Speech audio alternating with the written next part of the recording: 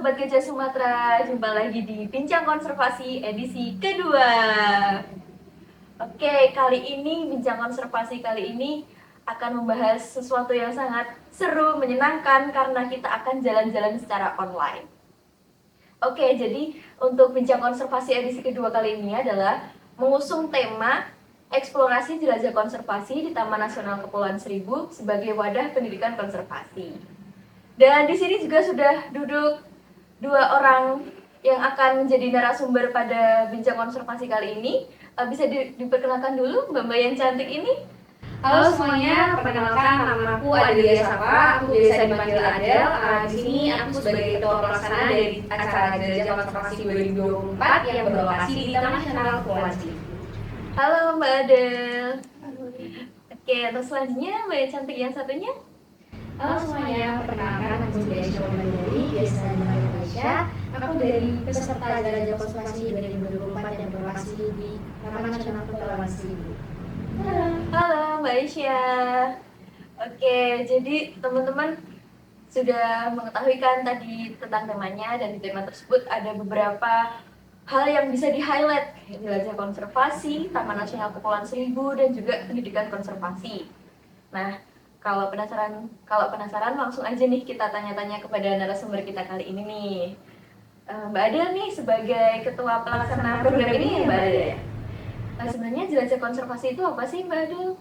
Oke, jadi gini Mbak Sariti dan teman-teman. Jadi jelajah konservasi atau yang biasa kita singkat sebagai JK itu adalah salah satu kegiatan untuk memperkenalkan sebuah kawasan konservasi kepada masyarakat umum seperti itu. Nah, kegiatan ini itu diinisiasi oleh Himpunan Forestation, Departemen Konservasi Sumber Daya Hutan, Fakultas Kehutanan, Universitas Gadjah Mada. Nah, ini salah satu acara atau kegiatan untuk kita bersama-sama mengupayakan agar masyarakat umum itu lebih aware atau lebih peduli dan lebih cinta terhadap lingkungan dan dunia konservasi seperti itu.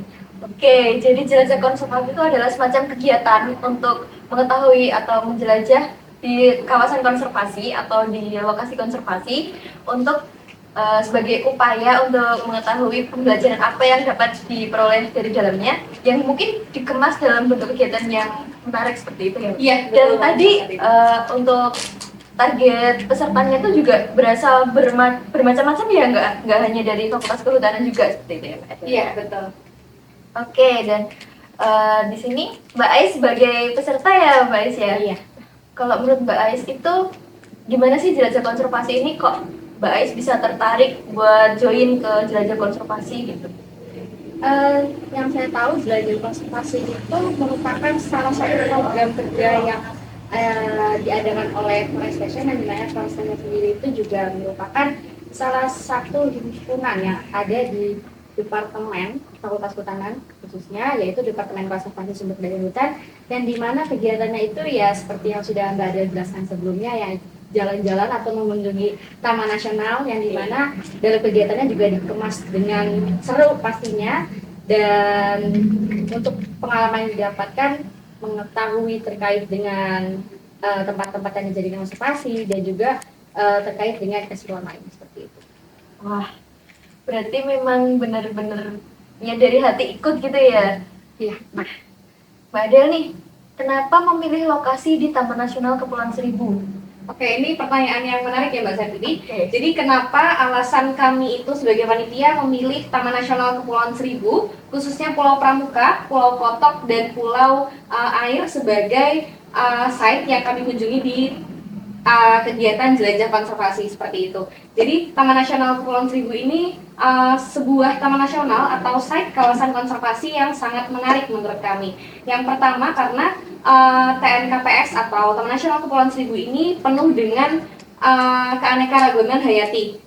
Dari mulai satwanya itu ada elang bondol, yang mana kalau teman-teman itu elang bondol adalah salah satu ikon dari Provinsi DKI Jakarta seperti itu. Terus ada hima raksasa, di situ juga ada penyu sisik yang udah mulai dilindungi karena kelangkaannya. Terus juga kita di sana bisa mengamati ekosistem lamun, ekosistem terumbu karang, juga ekosistem mangrove seperti itu. Terus alasan berikutnya karena Taman Nasional Kepulauan Seribu itu selalu melibatkan masyarakat umum atau masyarakat yang tinggal di sana untuk bersama-sama untuk berbondong-bondong melestarikan lingkungan atau melakukan kegiatan-kegiatan konservasi seperti itu. Dan juga dari segi lokasinya sih Mbak Saniti, jadi ini kan kami mahasiswa gitu, jadi waktu yang kita punya itu sebenarnya cukup mepet. Dan mengingat Taman Nasional Kepulauan Seribu itu berada cukup strategis, itu di dekat pusat kota Jakarta, yang mana itu juga sangat mudah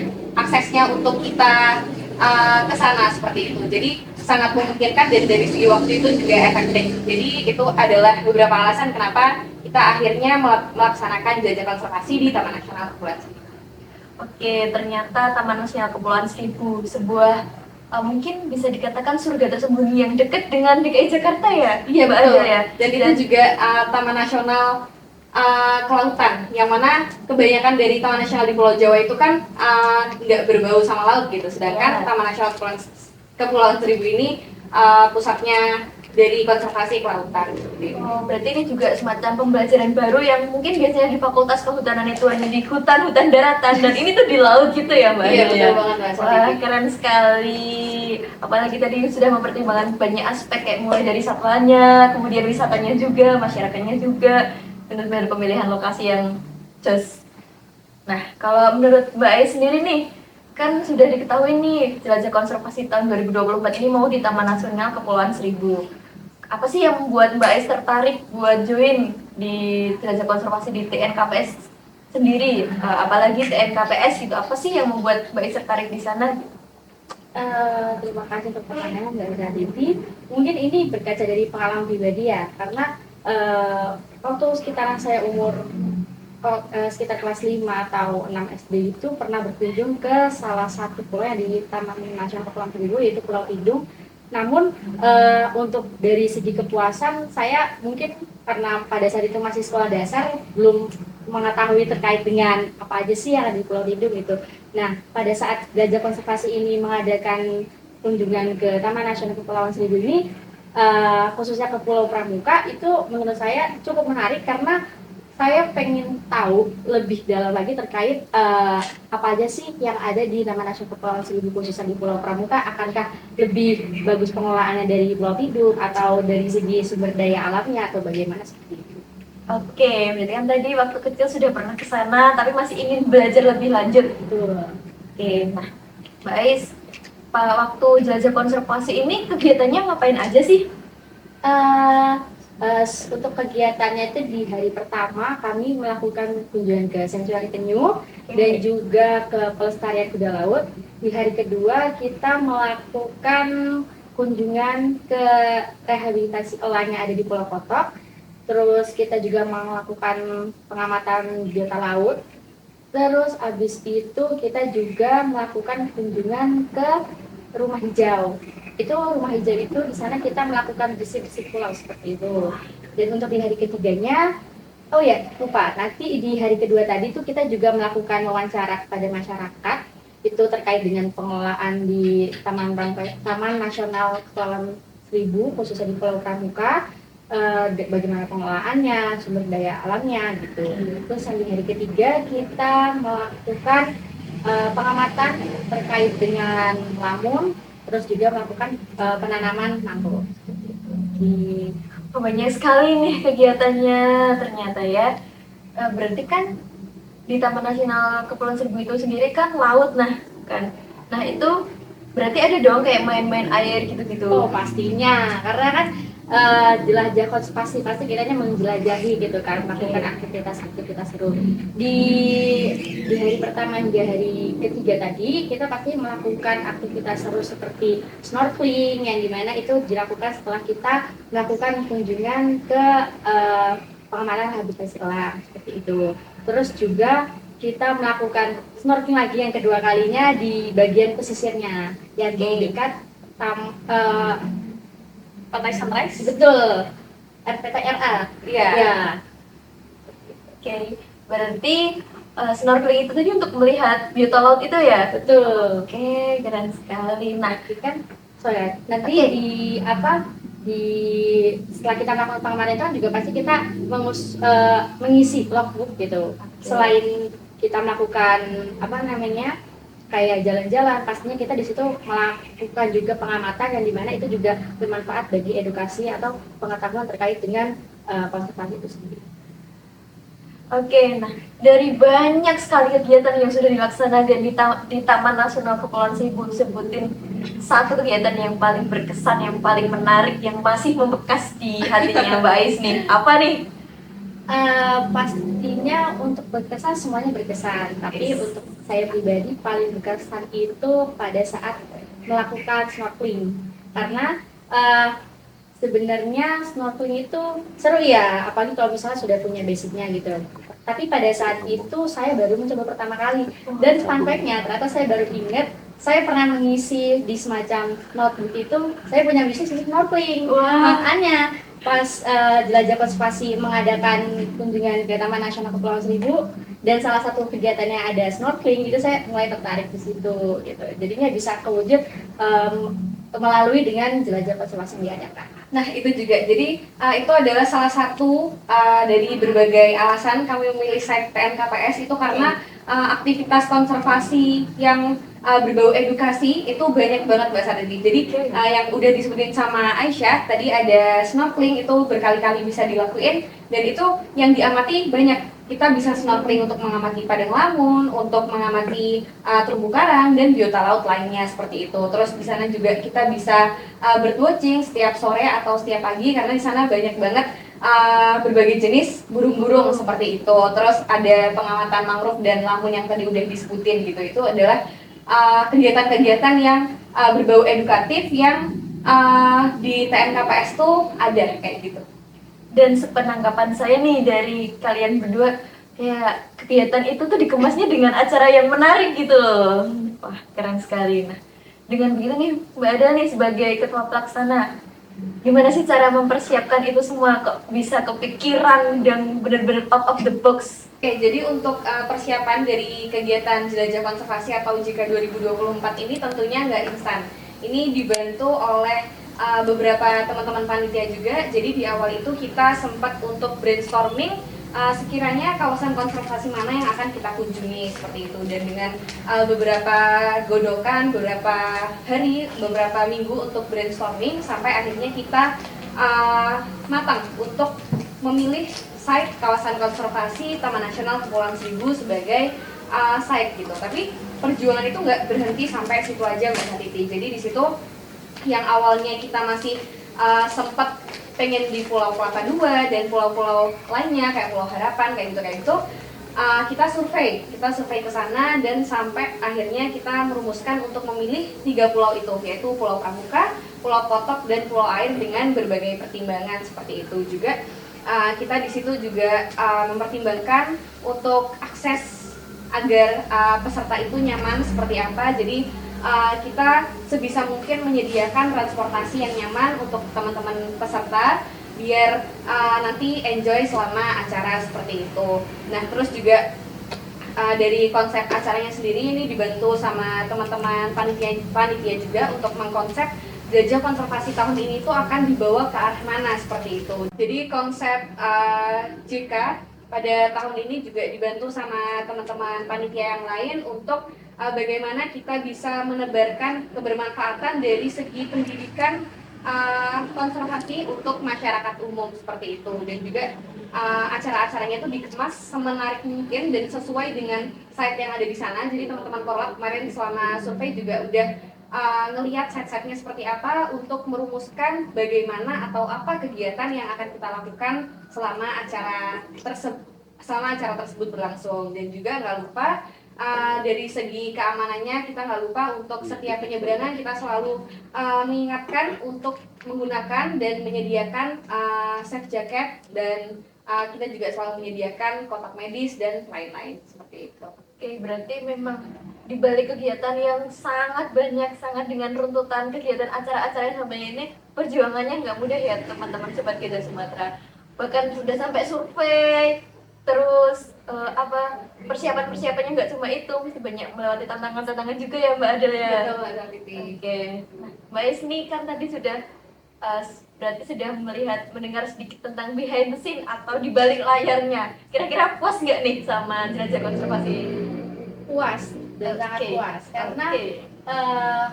jujur untuk waktu perjalanan kurang lebih memakan waktu 5 hari ke luar negeri itu kita mendapatkan feel yang mungkin sangat puas karena pengalaman baru tadi. Oke.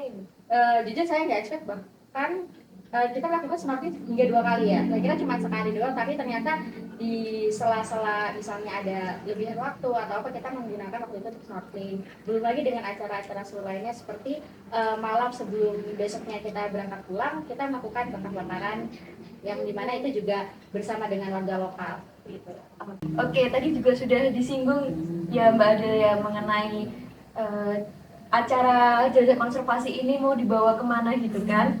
Nah, tadi saya sempat dengar tentang pendidikan-pendidikan dan juga tema dari bijak konservasi ini adalah juga tentang pendidikan konservasi dan juga isu dari Forestation Kabinet Gajah Sumatera sendiri tentang pendidikan konservasi dalam masyarakat, benar ya Mbak Adel ya? Iya, betul banget. Nah, kalau begitu peran JK ini sebagai wadah dalam pendidikan konservasi itu apa sih Mbak Adel? Oke, jadi kayak yang tadi udah aku bilang, jelajah konservasi itu kan adalah ini sebelumnya jelajah konservasi itu dari tahun ke tahun memang konsep besarnya itu mengikuti dari isu kabinet yang sedang diusung. Nah, isu kabinet yang sedang diusung oleh Himpunan Forestation itu sendiri adalah pendidikan konservasi dalam masyarakat, betul ya Mbak? Betul ya Mbak Sapiti? Oke. Nah, jadi JK ini memang dirancang untuk mengedukasi masyarakat sekitar, untuk mengedukasi mahasiswa yang memang kita anggap sebagai masyarakat sekitar juga, masyarakat umum seperti itu. Nah, JK ini perannya apa sih dalam pendidikan konservasi seperti itu? Jadi udah kelihatan dari bentuk-bentuk kegiatan yang udah kami bahas dari tadi. Jadi yang pertama itu kita langsung turun, kita eksplorasi ke alam langsung untuk kita itu belajar di situ. Jadi kita kemarin sempat ada penanaman terumbu karang dan di situ kita nggak cuma penanaman terumbu karang aja, tapi juga diikuti dengan edukasi dari terumbu karang itu sendiri. Jadi apa peran terumbu karang, lalu juga apa manfaatnya, lalu tantangan, hambatan, dan keuntungan kalau kita menanam terumbu karang itu seperti apa, seperti itu. Terus juga cara maintenance atau cara merawat ketika terumbu karang itu sudah ditanam di bawah laut seperti itu. Nah, terus juga ada penanaman mangrove, itu kita juga tidak semata-mata hanya menanam mangrove seperti itu. Jadi di situ kita juga diberikan edukasi seperti latar belakang, kenapa sih kita harus menanam mangrove seperti itu. Yang kita ketahui kan, ini sebagai contoh aja, mangrove itu kan adalah pusat kehidupan juga ya bagi berbagai makhluk hidup seperti itu. Dan contohnya seperti kepiting bakau dan ikan yang itu juga akan kembali atau akan dimanfaatkan oleh masyarakat sekitar. Jadi ketika bakau atau mangrove itu nggak ada, otomatis biodiversitas itu juga berkurang atau bahkan nggak ada gitu. Yang mana itu akan merugikan kita sendiri atau masyarakat sekitar.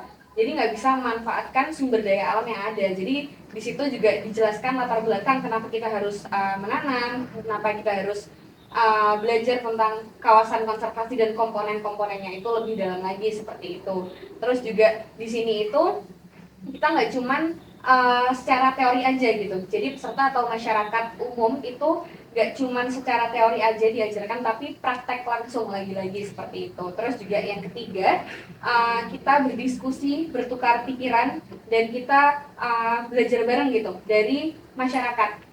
Jadi kita paham, kita ngerti masyarakat itu yang sudah berpengalaman selama ini itu menjalankan kegiatan konservasi selama mereka tinggal, selama mereka hidup, selama mereka menempati kawasan konservasi itu bagaimana sih seperti itu, apa sih yang dilakukan, dan itu kita belajar dari sana seperti itu. Juga kita sebagai sivitas akademika seperti itu, kita juga membagikan apa yang bisa kita bagikan kepada masyarakat untuk meningkatkan kepedulian dan kepekaan terhadap lingkungan atau dunia konservasi seperti itu. Jadi lagi-lagi ini tujuannya itu, tujuan akhirnya pada akhirnya bentuk-bentuk kegiatan yang sudah disebutkan itu adalah untuk meningkatkan kesadaran, untuk mengedukasi, untuk menambah kecintaan dan menambah kepedulian terkait ilmu-ilmu konservasi dan cara melestarikan dan sebagainya untuk masyarakat umum atau masyarakat luas seperti itu.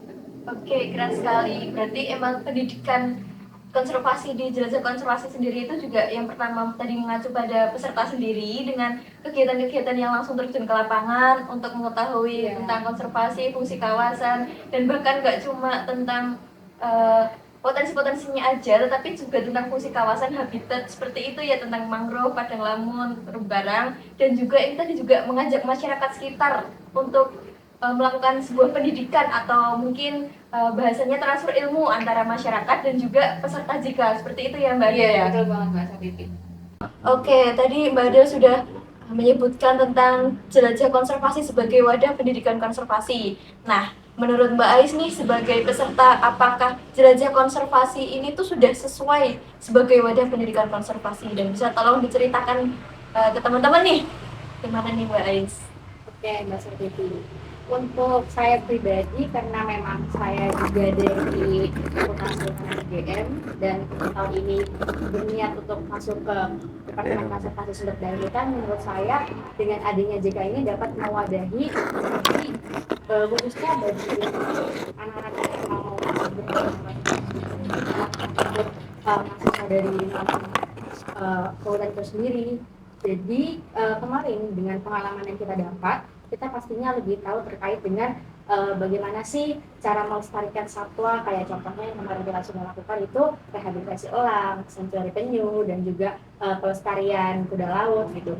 Terus juga di hari terakhir kita melakukan penanaman mangrove yang dimana masyarakat umum tahunya bahwa mangrove itu kan sebagai tanaman yang emang berfungsi untuk mencegah abrasi ya kan. Tapi selain itu juga tanaman mangrove ataupun dengan lamun itu juga berperan sebagai tempat hidup dari biota-biota laut yang ada.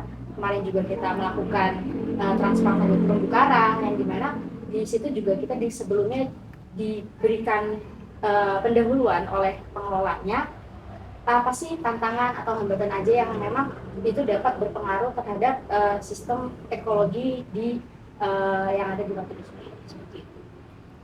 Keren sekali, berarti memang kegiatan jelajah konservasi ini tuh dapat dikatakan sebagai wadah untuk pendidikan konservasi, begitu ya Mbak ya sekalian ya. Oke, nah selanjutnya nih, kan jelajah konservasi sebagai pendidikan konservasi gitu.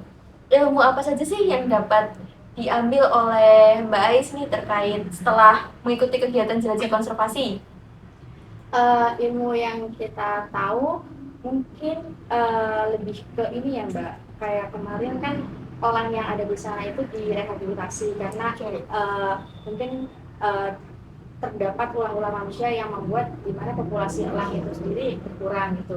Terus belum lagi yang transplantasi terumbu karang yang dimana itu juga dilakukan karena kerusakan-kerusakan yang ada di laut sana akibat dari snorkeling dari perbuatan manusia gitu, ataupun memang kerusakan yang dilakukan oleh alam sendiri.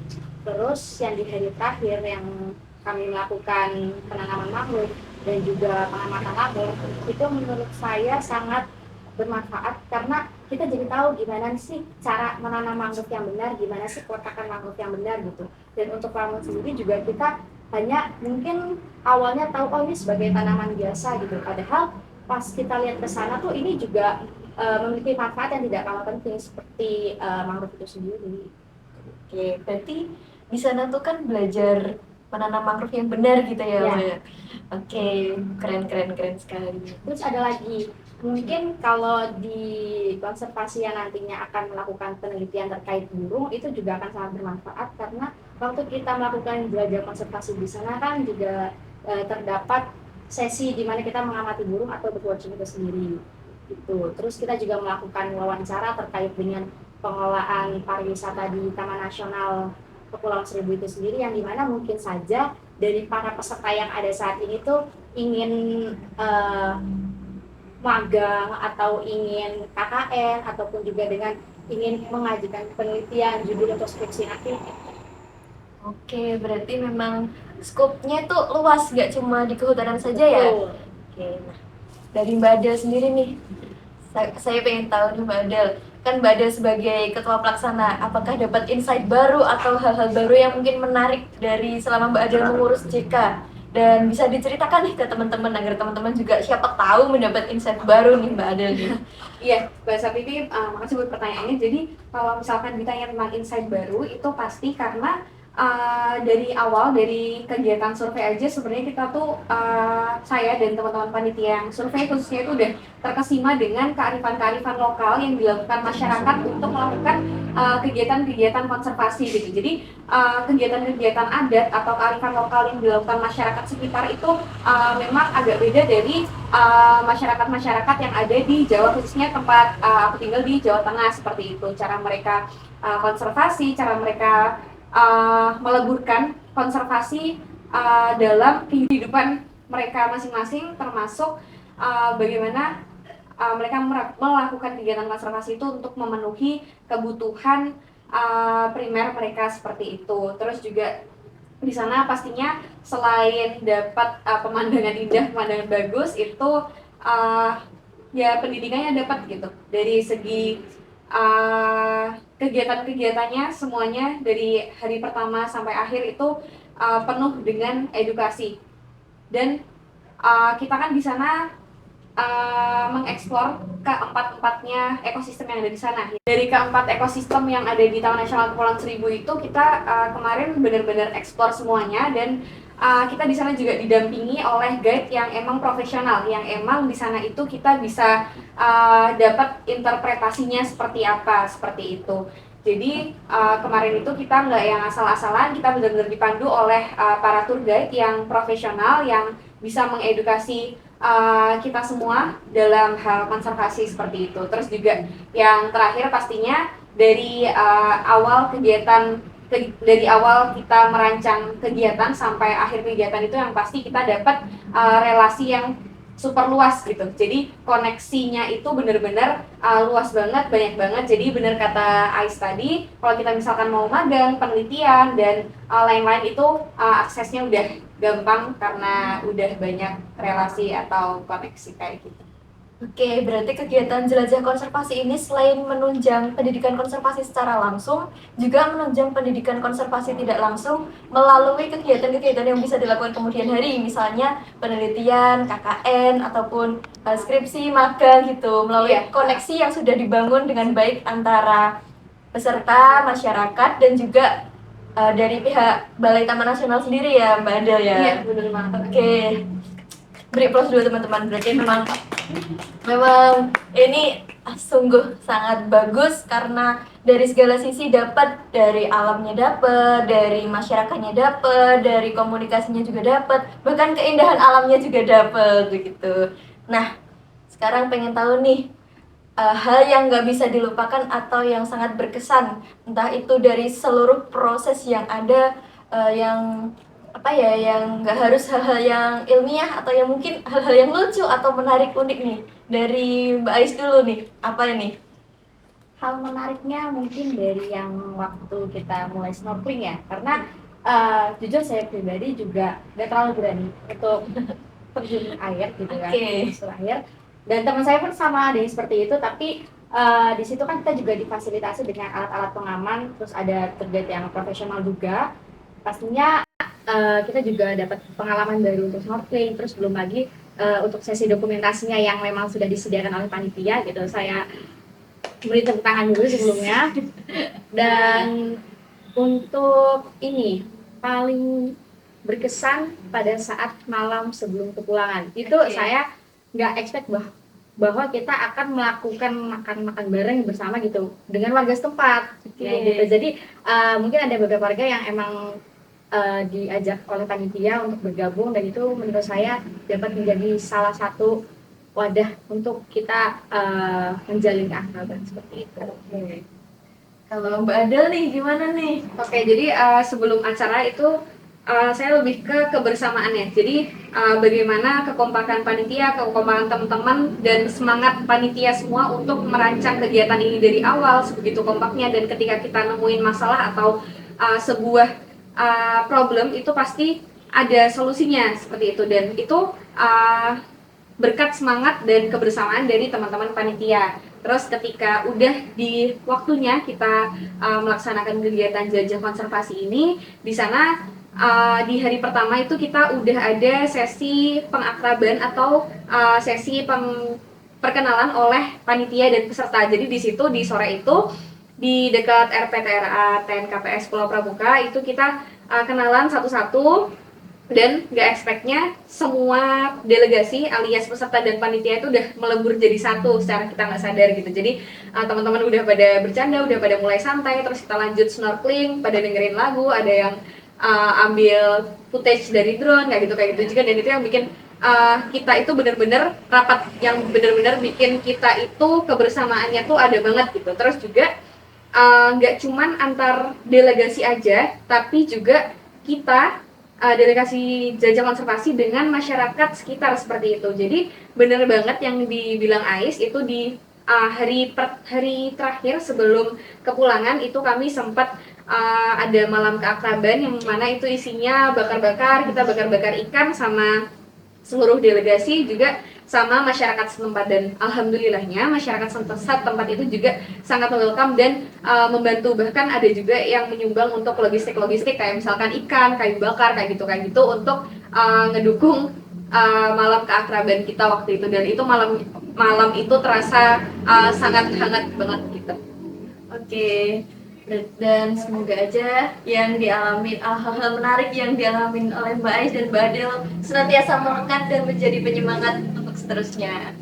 Oke, jadi teman-teman, inilah eksplorasi jelajah konservasi di Taman Nasional Kepulauan Seribu sebagai wadah dari pendidikan konservasi. Dan di sini juga ada mulai dari hal-hal kecil, dari kegiatan-kegiatan yang seru, kemudian kegiatan-kegiatan yang dilaksanakan juga sangat edukatif, kemudian tidak hanya berpacu pada hal ilmiah, bahkan mereka juga membangun hubungan yang baik dengan pihak masyarakat, dengan mitra-mitra, dan juga dengan pihak Taman Nasional. Kemudian juga tidak terlepas dengan kegiatan-kegiatan itu dilakukan secara senang hati dan membawakan suasana yang ceria, gitu ya Mbak Adel ya. Betul banget Mbak Satiti. Oke, terakhir nih, kesan-pesan yang ingin disampaikan terhadap jelajah konservasi di tahun 2024 ini. Bisa dimulai dari Mbak Ais nih, sebagai peserta, gimana nih kesan-pesannya? Untuk kesannya seru banget gitu pastinya. Dan selain kita juga senang-senang, pastinya juga kita mendapat hal-hal yang berbau dengan edukasi gitu ya. Dimana edukasi itu juga sangat penting bagi pengetahuan kita sendiri. Terus juga untuk yang lain-lainnya keseluruhannya saya acung jempol gitu, karena sejauh ini yang saya rasain sama sekali tidak ada hambatan, bahkan terjadi hal-hal yang memang di luar ekspektasi gitu. Jadi itu membuat kayak kejutan-kejutan kecil lah istilahnya seperti itu. Keren sekali jawabannya. Nah, untuk Mbak Adel gimana nih kesan dan pesannya? Oke, jadi kesan-pesan untuk jelajah konservasi ini yang pertama, jujur aku bersyukur banget dikasih kesempatan untuk menjadi Ketua Pelaksana Jelajah Konservasi di tahun 2024 ini yang berlokasi di Taman Nasional Kepulauan Seribu, karena di sini aku bisa belajar banyak dari segi organisasi, mengorganisasi sesuatu, juga belajar problem solving seperti itu. Terus di sini juga di dalam kegiatannya di sini aku belajar banyak mengenai kawasan konservasi seperti itu dengan kearifan lokal yang ada juga. Ternyata yang aku tadi nggak expect adalah kebersamaan kita antara delegasi dan antara delegasi dengan masyarakat lokal atau masyarakat sekitar itu benar-benar yang bikin istimewa banget. Dan juga kesan pesan yang terakhir itu harapannya semoga jelajah konservasi itu dapat berkelanjutan di tahun-tahun berikutnya dan dapat menginspirasi banyak orang juga, masyarakat sekitar, masyarakat umum untuk terus lebih peduli, lebih cinta dan teredukasi dari segi konservasi dan lingkungan seperti itu. Oke, terima kasih sekali Mbak Adel. Kita aminkan bersama-sama semoga harapan dari Mbak Ais dan juga Mbak Adel dapat terlaksana dengan baik. Saya satu lagi boleh? Boleh. Untuk pesannya semoga di jelajah konservasi selanjutnya, di jelajah konservasi 2025, semoga tetap mempertahankan kekompakan antara delegasi, dan semoga lagi juga akan menambah kuota ya, yang dimana kan kita juga pengalaman kemarin itu seru banget pastinya, dan mungkin saja ada anak atau mahasiswa dari luar UGM juga berminat untuk mengikuti jelajah konservasi, tapi memang kapasitas yang ada hanya segitu gitu kan. Terus mungkin bisa dijadikan bahan evaluasi juga untuk jangka kedepannya biar menambah kuota seperti itu. Oke. untuk ketua jika selanjutnya jangan lupa nambah kuota karena kegiatannya seru. Oke, karena kita sudah berpetualang berjelajah secara online yang sudah sangat jauh ini, terima kasih kepada Mbak Ade dan juga Mbak E sudah menceritakan tentang jelajah konservasi ini seperti apa dan sudah sharing-sharing pengalaman dengan kita-kita semua di sini. Oke, mungkin untuk bincang konservasi edisi kedua kita sampai di sini. Nanti kita bye-bye ya Mbak ya. Kita bye-bye dulu. 1, 2, 3. Bye-bye. Sampai jumpa di bincang konservasi edisi ketiga.